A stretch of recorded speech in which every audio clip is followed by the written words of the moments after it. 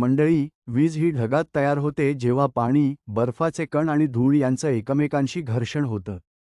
त्यामुळे ढगात विद्युत ऊर्जेचा साठा होतो. ही वीज खाली पडताना नेहमी उंच जागा शोधते आणि तिला वाहक लागतो, म्हणजेच वीज जिथून सहजपणे जमिनीपर्यंत जाऊ शकते अशी वस्तू. झाडं आणि माणसाचे शरीर हे चांगले विद्युतवाहक असल्यामुळे वीज त्यांच्यावर पडते.